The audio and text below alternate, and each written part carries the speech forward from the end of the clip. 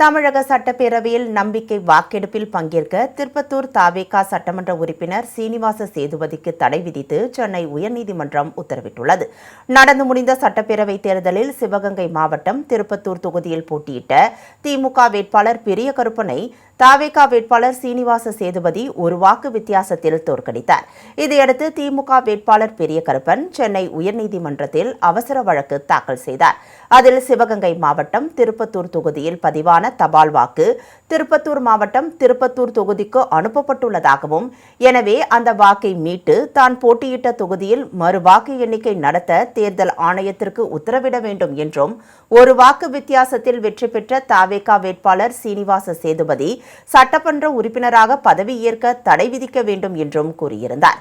நேற்று முன்தினம் இந்த வழக்கை விசாரித்த நீதிபதிகள் எல். விக்டோரியா கௌரி, என். செந்தில்குமார் ஆகியோர் தேர்தல் ஆணையம் பதிலளிக்க உத்தரவிட்டிருந்தனர்.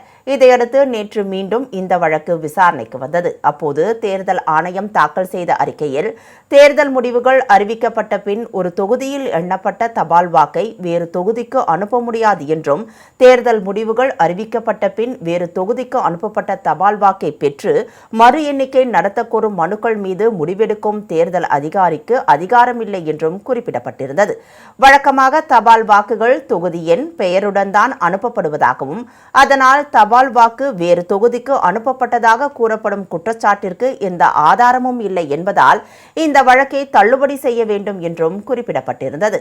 இந்நிலையில் தமிழக சட்டப்பேரவையில் நம்பிக்கை வாக்கெடுப்பில் பங்கேற்க திருப்பத்தூர் தாவேகா எம்எல்ஏ சீனிவாச சேதுபதிக்கு தடை விதித்து சென்னை உயர்நீதிமன்றம் இன்று உத்தரவிட்டுள்ளது.